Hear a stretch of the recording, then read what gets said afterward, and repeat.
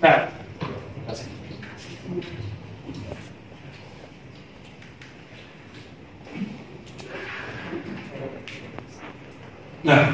di sini bapak-bapak, ibu-ibu bisa lihat sendiri dia punya komponen aset segala macam. Ini saya mungkin nggak usah jelasin ya, udah pada ngerti mungkin ya. Apa itu kas, apa itu persediaan segala macam ya. Kita lebih dalam aja ya, biar hemat waktu, biar banyak waktu berdiskusi. Ya, mau nanya, kalau tadi fair itu kan biasa kita lihat dari laporan keuangan. Ya. Kalau future fair itu dilihatnya gini, jadi kalau per itu kan biasanya dari estimasi dari EPS-nya yang udah terjadi, benar kan? Cuma kalau future itu banyak cara Pak, tergantung dia perusahaan apa. Contoh KDSI, kita kan kalau pakai cuma analis aja cuma hitung pertumbuhan 20%, benar, pertumbuhan 20% ini dari mana dana pertumbuhan itu? Contoh, jadi kita mesti benar-benar lihat kita benar-benar mesti lihat ada blueprint perusahaan itu. Kalau kayak ini KDSI, dia ada rencana beli mesin baru nggak? Nah seperti kayak gitu, itu yang mesti kita hitung ulang Pak. Gitu.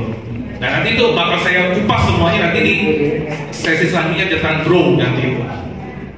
Jelas ya, simpelnya kayak gitu. Jadi kita nggak boleh serta-merta cuma tulis di kertas aja. Oh ini hari tumbuh, tahun depan tumbuh 20%, tahun depan tumbuh 20%, ya benar. Tapi marketnya ada nggak? Itu yang mesti kita lihat Pak. Itu yang perlu kita analisa itu. Simpelnya seperti itu. Ya, jelas ya. Oke. Kita lanjut ya. Apa ada lagi pertanyaan kira-kira? Lanjut ya. Nah di sini komponennya segala macam, total asetnya ini kan 1,4 T ya. Di sini yang saya mau tekankan di sini aset tidak lancarnya. Untuk ini kan cara kita melihat memvaluasi perusahaan. Jadi sini ada aset tidak lancar itu udah termasuk tanah segala macam bla bla bla. Nah kita lihat ke belakangnya, dia ada liabilitas segala macam itu 800 M. Ya liabilitas usahakan selalu diambil semua, harus ambil semua meskipun memang ada beberapa liabilitas yang ini bisa dieliminasi, cuma saya pribadi selalu saran itu ambil semua gitu, karena kita butuh aman gitu ya. Jadi sini liabilitas ada, berarti dapat ekuitasnya sekian. Ini ekuitas yang ditulis di BV. Ini yang saya bilang bukan real BV-nya, tapi ekuitas BV yang diakui sistem pencatatan akuntansi gitu. Jadi memang akuntansi itu masih masih sangat terbatas nih kalau untuk itu kan sebuah sistem ya. Sedangkan di bisnis itu banyak gitu, maksudnya dia masih terbatas untuk ada kayak pagar-pagar gitu yang nggak bisa agak susah kita mau transfer ke pembukuan itu gimana, karena kejadian lama itu seperti ini gitu. Jadi menurut saya itu standar akuntansi kita itu masih terbatas, dan ke depan bakal kayak gitu terus, cuma memang bakal berkembang gitu.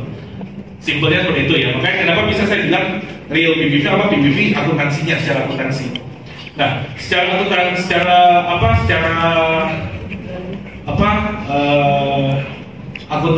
akuntansi ekuitasnya 574 M. Share yang beredar kan sekitar 400 juta ya, kalau nggak salah 405 juta ya. Nah itu BV-nya tuh sekitar berapa kira-kira? Ada yang bisa jawab kira-kira? Ada yang bisa jawab nggak? Saya kasih buku satu. Ayo, coba dibagi. BV-nya berapa tuh? 574 M dibagi jumlah saham yang beredarnya. Ya, 400. Berapa? 1.400. Ya, sekitar 1.400 sekian lah ya. Simpelnya kayak gitu. Jadi sekitar 1.400-an itu akuntansi EV-nya seperti itu. Kita lihat dalam ya yang DFTI itu yang akuntansi ya. Kenapa? Yang DFTI itu yang akuntansi. RTI akuntansi. RTI selalu di akuntansi. Makanya penting untuk kita buka ulang ya. Nah, dalam aset tetapnya itu tadi ada dituliskan sekitar sekitar 9,5 ya, ini dipotong tabel ya, 500 M lebih, dan tanahnya itu dicatatkan 100 M lebih. Kita lihat ya, 105 M ini, dan ini tanahnya ini kalau kita lihat lagi catatan ke depannya, dia ada sekitar 34 hektar tanah di Jalan Astrid. Sekitar 34 hektar tanah di Jalan Astrid. 34 hektar di tim 34. 340.000 ya, 340.000 benar ya. Di Mastrip Surabaya. Ada yang tahu Mastrip Surabaya harga tanah berapa? Siapa orang Surabaya di sini? Ada yang tahu nggak? Soal bekerja kalau itu industri ya kira-kira 7,5 juta ya? Lebih, bukan. Kalau itu di daerah industri, di kawasan industri, itu kalau yang masuk situ kira-kira tidak sampai 7,5 juta. Kalau di Jawa Barat, kalau di sana ya kira-kira 3 sampai 4 juta. 3 sampai 4 juta. Di kawasan industri loh. Di kawasan industri. Ini asumsi loh ya. Oke, asumsi. Nah, di sini kita bisa lihat pakai Google Satelit bentuk tanahnya itu kayak gimana. Jadi 30 meter ini tanah kosong, ini udah jalan tol nih. Nah, ini tanah kosongnya, nah pintu masuknya segini. Ya. Nah, yang tanah di depan ini sama tanah yang di belakang ini harganya masih beda. Ya. Ini yang di jalan raya dan ini yang di belakang. Gitu. Ya. Kemarin waktu seminar di Surabaya, ada yang bilang ini sekitar 6 juta, 5 juta yang di depan ini ya. Sedangkan di belakang ini ada yang bilang sekitar 2 juta, 2,5. Average nanti kan. Ya, kita pukul rata deh, average daun bawah aja 2 juta aja. Kita pukul rata. 3 juta. Karena 3 juta sama 2 juta ya. Boleh, kebetulan saya contoh 2 juta, kita pakai 2 juta ya. Saya itu bulan kan. Jadi, kita pakai 2 juta aja. 2 juta dikali 340.000 sekitar 680 M ya. 680 M dibagi jumlah saham yang dikurangin nilai yang dicatat tadi sekitar 105 M ini. 105, berarti masih ada 570-an ya, 575 M ya. Nah itu dibagi coba jumlah saham yang beredar itu berapa? 400. Ada yang bisa bantu saya bagi berapa? 575 dibagi 400 juta, 405 juta, 10 juta lah hasilnya. 1.400-an. 1.400 lagi ya. Nah ditambah dengan tadi BV akuntansi dia 2.800 berarti ya. Kita 2.800. Jadi BV real kalau kita masukin aset tanah aja sebenarnya itu bukan final real, belum real itu sebenarnya, karena dia masih ada. Kalau kita mau lihat dia masih ada mesin yang udah selesai disusupkan. Ya udah 20 tahun disusupkan, tapi dia masih pakai untuk produksi ya. Dan kalau dijual itu harga pasar gitu. Nah, tapi kita nggak usah ambil itu lah. Kita ambil yang paling pentingnya aja ini ya. Itu masih tua ya? Iya, iya benar. Itu ada 2.800, berarti 2.800 perak. Dia punya BV realnya seperti itu. Itu dengan harga tanah kalau 2 juta dijual itu laku nggak? Laku pasti. Laku ya. Kita lanjut lagi. Nah, ini yang saya bilang tadi, kelemahan dan kekuatan sebuah perusahaan. Biasa perusahaan kayak seperti corrugated ini, jadi KDS ini dia perusahaan corrugated. Jadi kalau Bapak bisa lihat dus Indomie atau dus rokok, nah itu dia buat itu corrugatednya ya, bukan slopnya ya, corrugatednya. Nah, biasa kalau perusahaan-perusahaan kayak gitu selalu diinjek Pak, dia punya pembayaran, term of payment itu selalu diinjek. Gitu. Jadi perjanjian 1 bulan, 2 bulan, terjadi sampai 6 bulan. Itu udah terjadi deh. Udah maklum lah orang selalu terjadi di market kayak gitu ya. Selalu ini kenapa? Karena dia komoditas. Dia nggak ada daya tawar gitu. Beda kalau Bapak kita punya rokok ya, contoh rokok Sampurna nih. Saya masukin ke minimarket, dia nggak bayar, saya nggak mau jual, dia kan susah. Dia kan susah gitu. Jadi dia daya tawarnya rendah. Cuman kalau Bapak lihat dari KDSI ini, dia punya utang ini, dan round utangnya itu selalu di bawah 1 bulan. Jadi 5 tahun yang lalu kalau Bapak buka LK-nya sampai buka LK tahun ini, yang omsetnya masih 1 T lebih, 5 tahun lalu sampai detik ini udah 2 T per tahun, itu selalu dia bisa generate di bawah 1 kuartal.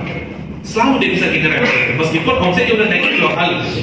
Nah ini menurut saya itu salah satu kelebihan yang dia punya yang perusahaan. Tapi yang terjadi di lapangan, labanya itu malah menambah 30 apa 40 M saya lupa lagi.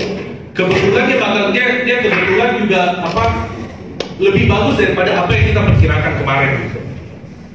Cuma untuk melihat itu menghitung nanti tanggal 20 Juli saya bakal jelasin, soalnya kalau jelasin sekarang bakal kepanjangan. Nah jadi kita lihat biasanya naik terus ya. Kita lanjut lagi. Nah ini posisi tanahnya. Nah, sampai sini dulu tentang KDSI, tentang evaluasi KDSI tadi. Ada pertanyaan nggak? Evaluasi KDSI tadi. Ada pertanyaan? 3 orang penanya deh, saya kasih buku. Terakhir tapi 3 lagi. Boleh Pak? Tadi price book value 2.800. Itu price book value kalau kita udah revaluasi tanah. Iya. Ya. Harga saham sekarang itu tadi bandingannya gimana? Bukan harga saham. Sekarang apa ya? Bisa lihat KDI 1000 berapa? 1090 ya? Itu kemurahan. KDSI ya? 1090 ya? 1090 ya dibagi aja Pak. Berarti kan masih ada berarti BIF-nya masih 0,5 di bawah. Gitu. Ya. Mau tanya, jadi ibaratnya kan itu tidak value ya, ya. Apa namanya? Bisa dibilang begitu.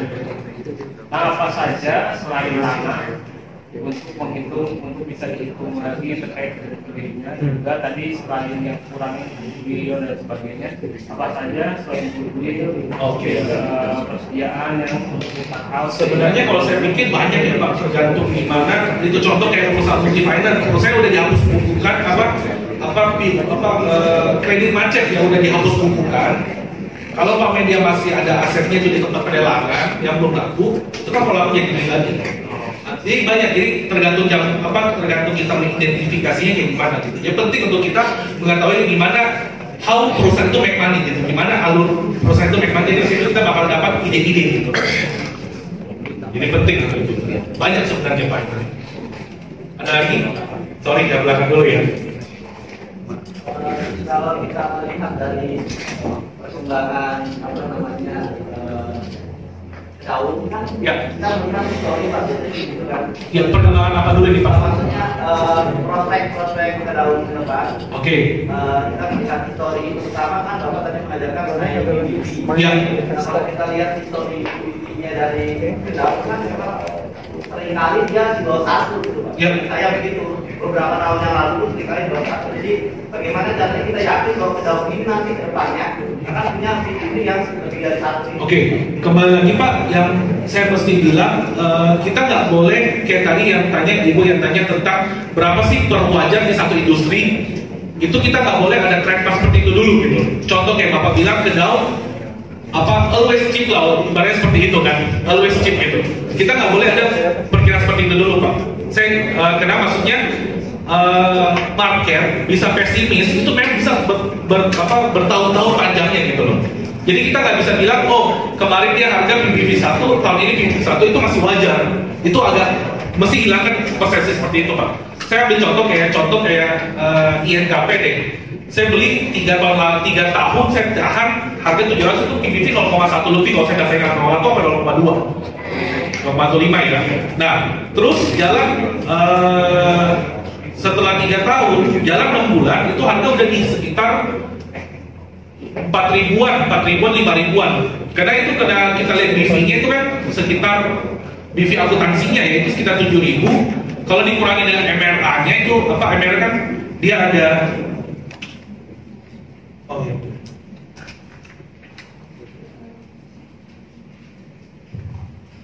mau panggilan untuk yang parkir dengan mobil Avanza atau Xenia B1225GA sama begitu jalan 3 tahun 6 bulan doang itu kan sekitar 4.000-an, 5.000-an, 4.000-an saya jual. Kenapa? Karena BV dari akuntansinya kan sekitar 7.000 ya kalau saya nggak salah ingat.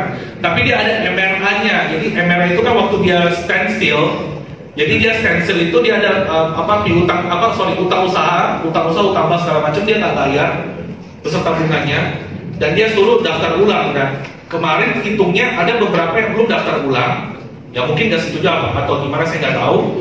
Cuman ada potensi itu. Jadi satu lembar itu dapatnya kalau saya nggak salah saya hitung 700 atau 800 perak, saya lupa ingat. Makanya saya kurangin dari book value itu saya jual di 4.000. Tapi ya memang salah juga setelah 3 bulan ya kan 20.000. Cuman ya kembali lagi kita value investor cuma bisa beli yang murah, jual di harga fair. Kalau kita harap di harga tinggi kita jual itu spekulasi juga menurut saya ya.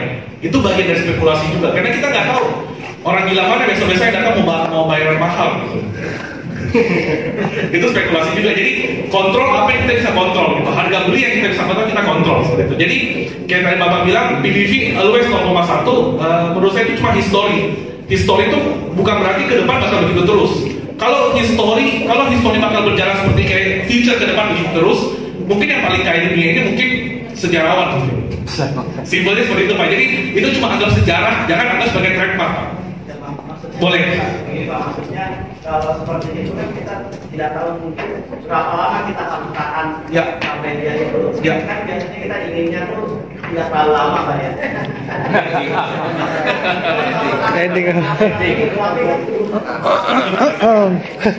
Jadi gini, sebenarnya value investing kita diajarkan untuk membeli barang murah Pak. Tapi kalau diajarkan di value investing sendiri nggak diajarkan saham mana yang akan naik, enggak, dia nggak diajarkan kayak gitu Pak. Cuma di value investing ini diajarkan membeli barang yang murah.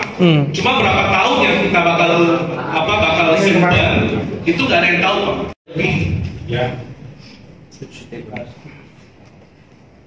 Nah kita lihat nih penjualannya itu cuma 23M. Kenapa penjualannya rendah? Karena GWS ini saya cerita dikit ya. GWS ini perusahaan yang dia ada perusahaan jadi perusahaan ini dulu go public, dia membeli perusahaan, ada usaha mall-mall, duitnya itu dia pakai untuk beli anak perusahaan mall-mall. Contoh kayak Senayan City, Emporium Mall, Kuningan City, Eden TVS, sama Hotel Pop yang di Emporium. Nah itu dia beli tapi dia belinya penyertaan sahamnya itu nggak mayoritas, cuma 20%. Join anak APL, ya. Di sini yang dia benar-benar langsung dia punya pendapatan operasional itu cuma dari sisi Batavia yang di Tengsin Karet. Kalau Bapak ada lewat Sudirman belok kiri dikit itu ada gedung tinggi sebelah gedung Jababeka Kija itu. Nah itu ada satu tower. Cuman sialnya waktu dia bangun itu market nggak serap gitu loh. Market nggak serap, dia gagal di sana. Jadi cashnya itu habis semua tuh bangun itu. Ya, cuman waktu sebelum dia IPO duitnya itu selain beli perusahaan-perusahaan mall-mall tadi ikut share, dia juga ada akuisisi satu perusahaan di Surabaya namanya TMP, Trisakti Makmur apa saya lupa, itu yang bangun Capital Square nanti di Surabaya. Ya, jadi itu dia pegang 99,99, jadi langsung operasional dia di bawah dia. Nah, yang 23M ini cuma karena dari penyewaan aja dari sisi Batavia. Ini ya bisa lihat kalau bruto, makanya di sini kita bisa lihat di sini kenapa banyak laba entitas perusahaan itu ada usahanya itu 41M dia punya laba. Ini yang 31 Maret ya, satu kuartal ya ini ya, satu kuartal doang ya, ini mau di-annualkan dikali 4 ya perkiraannya seperti itu. Nah ini kenapa bisa lebih tinggi 41 karena ini jadi perusahaan GWS ini sekarang berdiri labanya itu disokong dengan perusahaan mall-mallnya itu tadi yang 4 digit tadi itu aja sama hotel pop dia. Cash flow dia untuk bayar dia punya karyawan lah untuk apa segala macam itu murni dari dividen dari 4 mall itu tadi. Simpelnya seperti itu. Nah cuman sekarang yang bisa bikin dia turn around di GWS ini sini kalau kita lihat kan labanya itu cuma 22 dikatakan cuma 8 perak ya. 8 perak kalau mamanya kita yang harga saham sekarang kan berapa 100 lebih ya, itu kan pernya tinggi banget itu kelihatannya ya. Jadinya tinggi ya 50 lebih ya. Cuma di sini kalau kita lihat potensi dari Capital Square-nya itu yang bisa bikin dia turn around. Jadi dia dari Capital Square aja nanti saya semuanya bakal jelasin. Itu dia bisa dapat laba mungkin sekitar 62 perak lebih dari Capital Square. Satu Capital Square. Sisanya belum lagi yang lain. Lanjut ya. Nah di sini yang tadi saya bilang nih, ini ada PT ASA disingkat ya biar gampang. Sini untuk Kuningan City, Emporium, ya kan? Terus itu Senayan City. Semua di sini ada. Nah di sini dia bagian laba entitasnya ini segala macam yang 41 yang tadi, ya. Terus ini yang sokong dia punya kehidupan untuk labanya ya, bukan sokong cash flow-nya. Nah ini yang saya bilang TMP. Ini yang bisa bilang TMP. Trisakti Makmur Persada ini yang Capital Square. Ini yang dia ambil, ini yang berpotensi bisa bikin dia turn around. Nah lanjut. Nah di sini kan di faktor catatan F ini dia ada bikin pembelian tanah lagi dengan PT Eastern Star Capital, tapi ditukar dengan Capital Square seharga 70M ya. Kita lanjut lagi.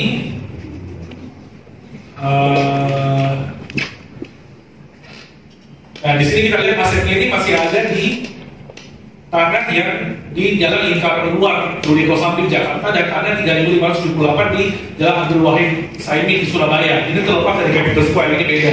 Jadi masih ada tanah yang dia mau kembali. Terus kita lanjut lagi. Nah di sini jadi Capital Square itu dia bakal bangun, rencana pembangunan itu bakal ada 4 tahap. Pertama ada bangun pasar sebesar 8.468 meter. Terus kedua dia akan bangun office 46.000. Ketiga dia ada bangun service apartment 26.000. Dan keempat dia ada bangun residence 53.000. Simpelnya gini, yang untuk plaza kan dia mungkin untuk sewa-sewa ya. Sama service apartment mungkin juga untuk sewa ya. Kita ambil aja itu 2 yang paling gede aja. Yang ini sama ini 53.000 ya. Nah, di sini ini udah ada dipasarkan Capital Square di secondary marketnya. Kalau Bapak bisa lihat website jual-jual properti di sini ada nih. Nah, coba lihat di sini dijual 1,5 M dengan luas tanah 54. Ya per meter itu sekitar 30 juta ya. Sini 1,7 dengan sekitar 57 meter sama ya, 30 juta sekian lebih malah sampai 40 ya. Sini 2,1 dengan 59 atau 60 meter sama juga. Sini ada 3 dengan 93 ya, sama 37, kalau 100 kan 30 ya. Nah di sini kita lihat ini koran bisnis. Ya di sini kita lihat PT Tribu Sejahtera oleh anak usahanya PT Trisakti Bangunan oleh pembangunan super blok bertajuk Capital Square di Surabaya, Jawa Timur. Progresnya menara bla bla bla dengan perkiraan capexnya untuk membangun itu 1,4 T dengan luas 1,4 hektar. Di sini lanjut dia meskipun dia menaikkan harga jual yang semula 23 juta, dia mau menaikkan ke 30 sampai 33 juta per meter. Segala macam presiden, direktur, segala macam bla bla bla, masanya unit apartemen.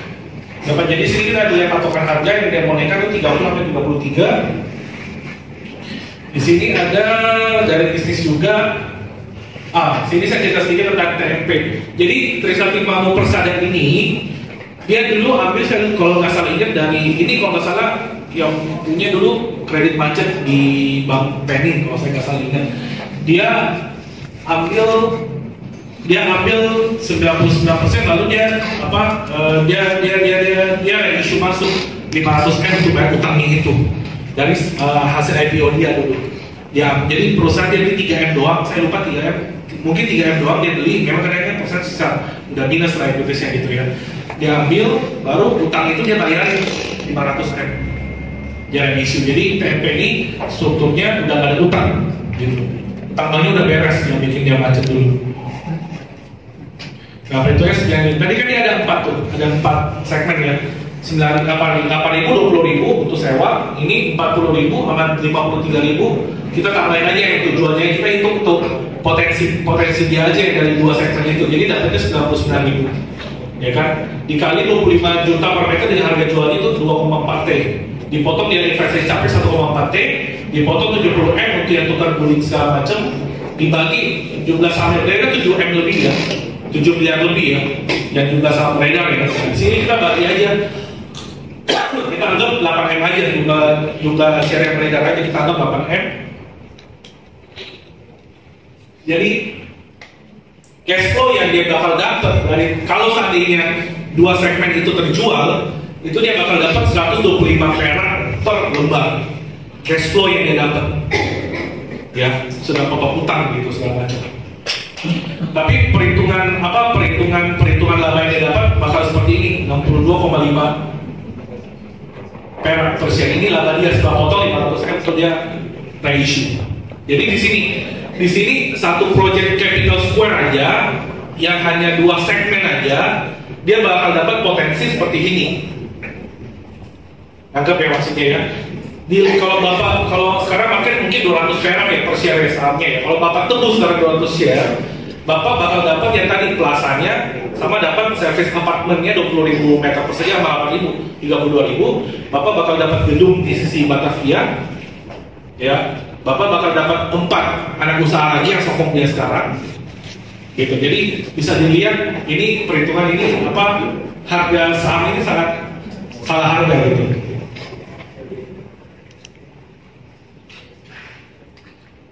Ya, jadi kalau umpamanya dia 200 perak dan kalau umpamanya dia labanya 62,5 perak per share, itu kan kalau seandainya kalau dia jual 1 tahun ya, kita 1 tahun kan ya, itu jatuhnya pernya jadi 1/3. Tapi kan nggak mungkin dia jual 1 tahun doang ya. Jadi tapi bakal tetap dapat 63 perak seperti yang Bapak beli tadi. 200 Bapak dapat laba itu 63 perak. Ya mungkin di sini ada pertanyaan. 3 pertanyaan kasih buku kecuali yang udah dapat ya. Gimana Pak? Itu kalau yang 99.000 berarti okupansinya 100% ya maksudnya? 100% penjualannya Pak. Sorry, bukan 100%. 100% dari 2 segmen. Kan dia ada 4 segmen ya. Totalnya kan 99 plus 8.000 plus 24.000. Ya, total segmen berarti 132.000 berarti. Cuma itu dianggap untuk sewa-sewa lah. Gitu. Jelas ya. Ada lagi yang bertanya? Boleh Pak?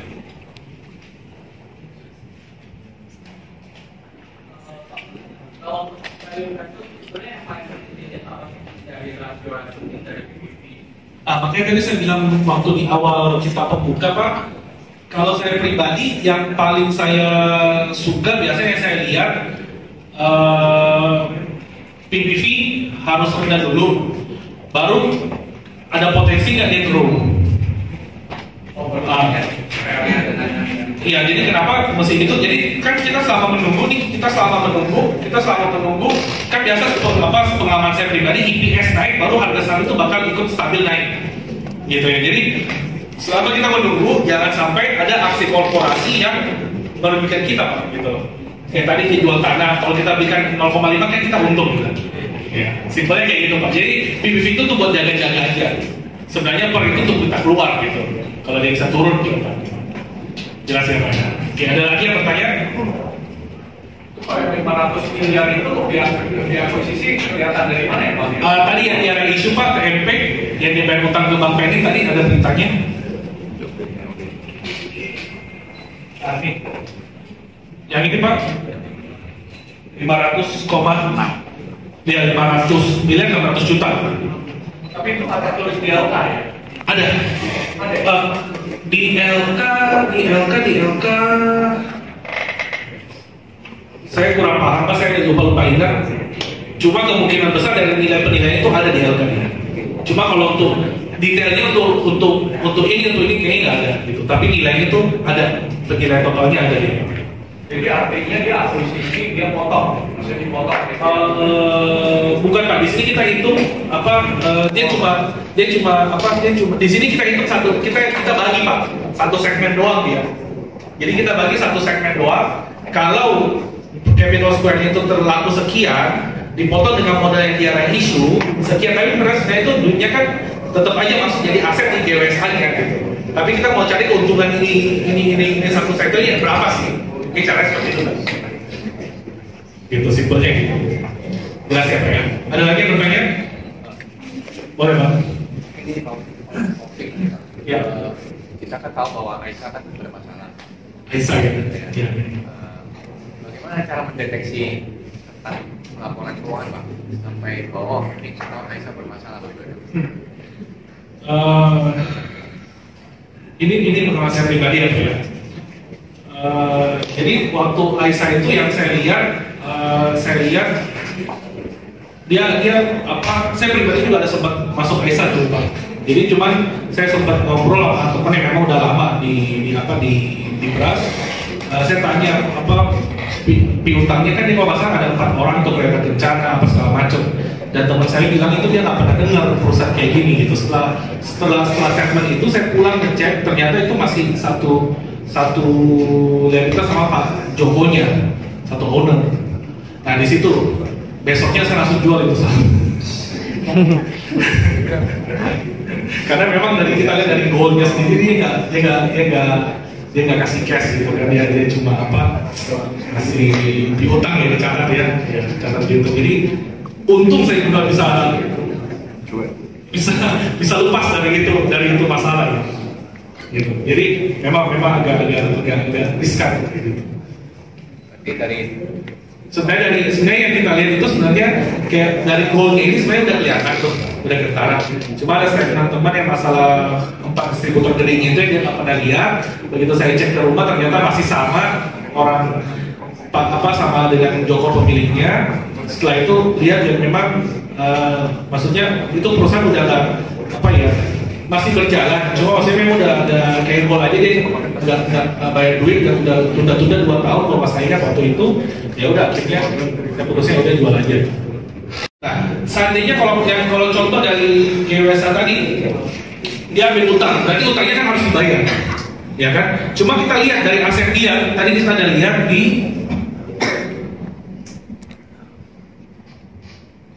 nah kita ada lihat sini ada mall, ada 4 ini kan dia masih bisa jual ini 1T, ya kan 2 berapa tuh? Jadi masih cukup lah untuk bayar utang dia 1,2 T untuk ekspansi itu. Seandainya kalau dia terbentuk ekspansinya, tapi intinya yang penting utangnya dia bisa bayar dulu, barangnya dia properti dia bakal jual pelan-pelan. Seperti yang terjadi di sisi Batavia sekarang. Gitu. Yang penting dia jangan sampai utang nggak bisa bayar. Kalau utang nggak bisa bayar dia ada waktu mati dia. Simpelnya gitu ya. Jadi bumpernya masih cukup untuk ini. Ada lagi yang bertanya yang lain kira-kira? Tapi jual itu kan juga nggak langsung dapat duit. Iya, butuh proses mungkin Pak ya. Cuman, iya, ada way out lah saya pikir. Tidak ada way out. Ketimbang dia nggak ada barang itu yang repot. Ada yang kira-kira? Jadi antara ini jadi sampai sekarang.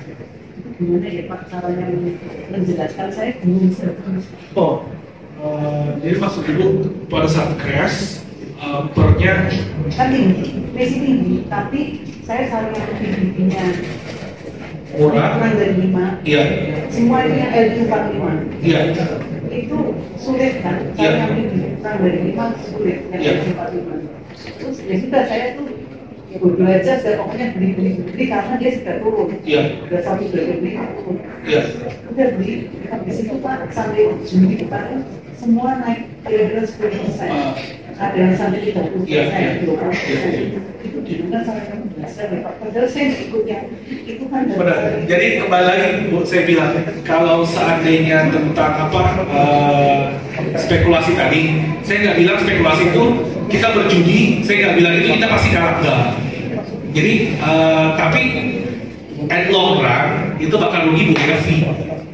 Simpelnya gitu Bu. Jadi kalau Ibu bilang belum dieksekusi, jadi masih unrealized. Ada nilai, iya maksudnya kan ya benar. Jadi kalau Ibu seandainya beli beli perusahaan untuk crash dan sekarang udah naik 10-30% itu tergantung lagi. Jadi intinya kita begitu masuk ke perusahaan satu itu kita masih based on fundamental. Begitu keluar pun kita masih based on fundamental begitu. Nah kan maksudnya. Jadi kalau Ibu merasa dia punya kinerja, maksudnya fundamentalnya udah kemahalan, ya itu bisa jual. Tapi kalau Ibu rasa fundamental masih murah, ya jangan jual. Tapi saya rasa kalau 10-20% belum nggak, karena kita ada most minimal 0,5 ya. Itu udah 100. Cuma itu Pak tadi. Kayak saya bilang tadi, kembali lagi ke yang saya bilang, jadi kalau untuk perusahaan gede memang kita lihat sustainable-nya. Jadi kayak kalau Ibu lihat kayak si Candice yang orang Buffett beli, itu kan dia memang nggak pas tahan terus. Sekarang dia punya dividen mungkin udah 3 kali 4 kali lipat dari harga pembeliannya dia. Jadi dia memang untuk long run, very long run dia cari yang sustainable. Cuman kalau Ibu mau CAGR-nya lebih tinggi, ya kembali contoh mesti seperti Warren Buffett yang auto mula-mula dia. Nah, jadi dia terlalu fokus terhadap perusahaan bagus dulu. Maksudnya yang kita cari perusahaan yang murah yang bisa ada peningkatan IPS gitu. Simpelnya di situ saya selalu. Sepintas ya Pak, saya lihat perusahaan-perusahaan yang di value investment kurang dari 1.500 rupiah. kebanyakan harganya kurang dari 1.500, Iya. antara 150 sampai segitu. Sampai seribu kira-kira. Enggak juga sih Bu, karena harga saham itu nggak mencerminkan Bu, karena kan dia ada di belakang kan ekuitas per jumlah saham yang beredar. Jadi dia nggak mencerminkan bilang selalu kurang 1.500. Dulu saya ada ingat waktu call krisis ya, ITMG ya. Di situ saya ada beli 4.000-an lebih dia. Ya, 4.000 karena memang jumlah saham beredar itu kecil dan labanya lumayan gitu ya. Seperti itu. Jadi jangan lihat harga saham murah atau itu murah, enggak seperti itu. Di belakang itu saham dia berapa persen sih? Itu yang kita mesti lihat. Dia mewakili itu berapa? Itu yang kita mesti lihat. Simpelnya sih. Bapak itu ngasih contoh itu yang ini ya. Sementara kalau saya investasi itu saya pikir kesempatan terbesar kita adalah follow arah dari pemerintah. Jadi maksudnya saya belum nangkap tuh arah pikiran Bapak itu kasih contohnya seperti apa. Oke, kembali lagi Pak, kayak tadi arah peraturan pemerintah ini berarti masuk ke sektor makronya kan Pak ya. Kembali lagi, sektor makro saya cuma jadi second opinion, tapi kembali saya mesti lihat mikronya itu perusahaan kelebihan kekurangan itu di mana. Contoh jangan jauh-jauh, ada barusan satu perusahaan yang baru IPO yang corrugated juga dari SI, cuma dia itu sektornya corrugated tapi dia lebih ke corrugated kan ada 3 jenis ya Pak ya. Satunya waste, satu yang ada serat, yang coklat tapi ada serat, satunya white. Nah yang waste ini biasa dipakai tuh 12 kilo ke bawah tuh bungkus, jadi kayak Indomie kan ringan tuh, bungkus Indomie atau bungkus kopi saset. Nah, tapi yang satu lagi itu yang berserat, itu yang mungkin 12 kilo ke atas, tapi masih coklat. Nah, yang setia apa ya baru IPO ini ya, itu segmennya itu. Nah, kalau Bapak lihat dia punya balance sheet aset segala macam, itu dia utang itu balance sheet aset itu jauh berbeda dengan KDSI. Jadi yang kalau Bapak bilang kenapa nggak lihat sektor nggak lihat kebijakan pemerintah saya tetap lihat Pak. Cuma mesti diterjemahkan kira-kira dampak efeknya itu gimana terhadap perusahaan. Contoh kayak pemerintah bangun infrastruktur banyak-banyak. Bapak mesti lihat kira-kira waktu sebelum pemerintah keluarin rencana pemerintah untuk bangun infrastruktur berapa T lagi yang dia mau bangun. Nah, kira-kira perusahaan konstruksi mana yang bakal dapat proyeknya ini estimasi seperti itu Pak. Jadi jangan cuma di atas kertas, oh grow 20%, nggak bisa kayak gitu. Ada nggak reason untuk itunya Pak? Tapi tetap mesti lihat mikro perusahaan sendiri, karena kadang sektor udah bagus, tapi kalau aset segmennya perusahaan itu sendiri bobrok ya sama aja dia nggak bisa menyambung kesempatan ini gitu loh. Nah, Pak, jadi dia mesti kuat dulu di mikro, baru dia bisa menyambut kesempatan kenaikan omset dia gitu. Entah dari bangun pabrik lagi atau entah dari apa gitu loh. Jadi kekuatan mikro sendiri yang harus kita lihat gitu. Simpelnya seperti itu Pak. Boleh. Pak, bisa kalau jelasin yang lebih jelas yang tadi perbandingan KDSI sama yang tadi baru IPO itu bedanya gimana? Kalau lebih bagus KDSI ini kenapa? Secara valuasi jauh lebih murah KDSI Pak. Secara valuasi ya, karena kan di IPO di 193an ya saya lupa, itu PBV kalau nggak salah 2 ya pas 1, lebih. Iya, dan 2 dan 1, lebih. Sedangkan KDSI kan sebelum direvaluasi kan 0,7. Itu belum revaluasi, kalau udah revaluasi 0,5 dia. Simpelnya segitu Pak dia. Dan segmennya juga beda, makanya dia omset bisa 2T, sama KDSI juga 2T kan, tapi volume produksi dia setengahnya dari KDSI, karena dia masuk ke sektor corrugated yang ada serat, lebih banyak penjualan di sana. KDSI juga ada, corrugated rokok ada, tapi segmen dia itu jauh lebih baik di sana, mungkin 90% kali dia di sana.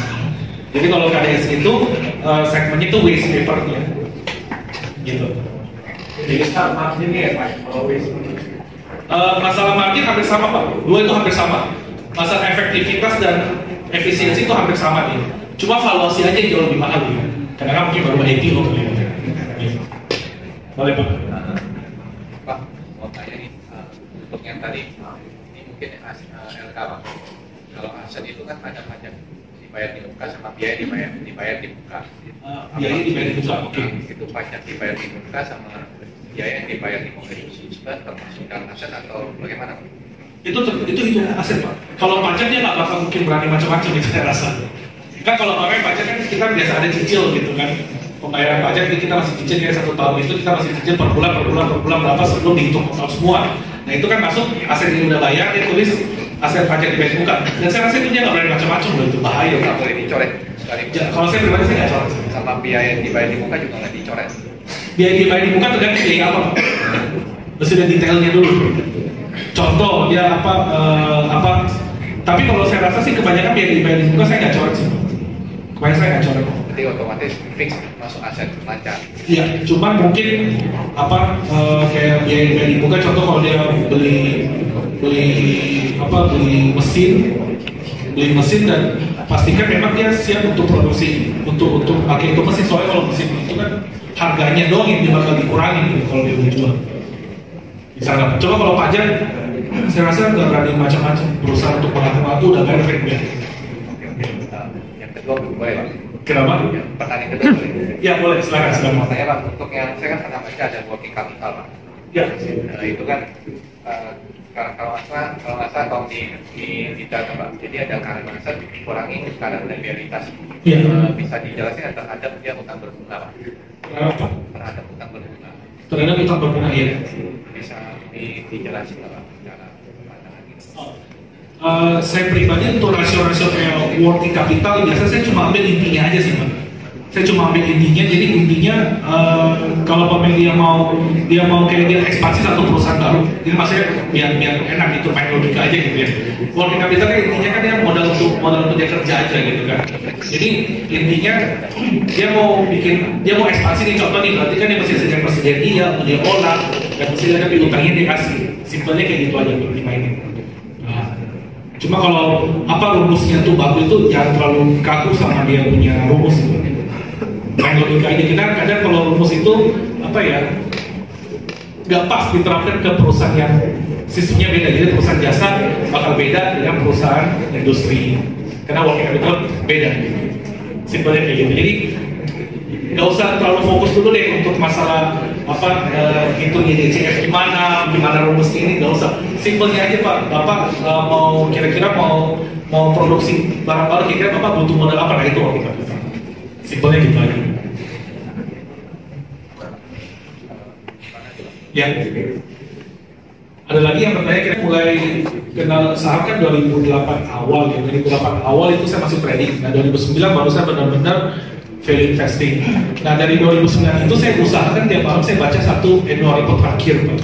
Jadi zaman dulu saya selesai di 2012. Banyak bolongnya memang. Ini zaman dulu perusahaan kan cuma 400 doang ya. Sedangkan itu kan 1 tahun 300 hari.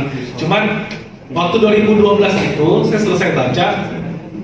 Jadi kebanyakan itu ada di Javu Pak. Jadi kalau contoh saham A, kita udah lihat nih, kira-kira harga realnya itu di harga 600, tapi market masih di harga 1000. Ya udah biarin aja. Tapi tiba-tiba kalau market kita lihat sekelibat dia turun di udah turun di 500, padahal itu ada di Javu dia Pak. Nah, cuma kalau Bapak mau screening stock pick ada, tapi tolong jangan dimakan mentah-mentah Pak, itu screen masih buka LK lagi. Gitu. Cuma kebanyakan saya dapat ide itu dari dejavu aja sih biasa. Karena 2012 lalu 14 perusahaan itu lihatnya how to make money-nya itu kayak gimana, dia punya balance sheet kayak gimana. Jadi sedikit ada gambaran dikit gitu. Ya meskipun memang bukan berarti saya bilang saya hafal mati 400 enggak juga gitu. Cuma beda lah kita baca sama nggak baca itu beda, jadi sedikit ada dejavu. Jadi kalau ada dejavu dikit baru kita buka ulang gitu. Tapi kalau Bapak mau screening boleh masuk stock pick bisa, tapi tolong jangan makan mentah-mentah Pak. Kita buka LK-nya gitu. Dengan LK itu ya, kalau dari satu perusahaan ke perusahaan lain itu kan beda ya. Itu maksudnya beda di mana? Misalnya dari sekuritas A dengan sekuritas B, beda itu beda. Pilihan dari IDX Pak. Iya, jadi IDX kan bakal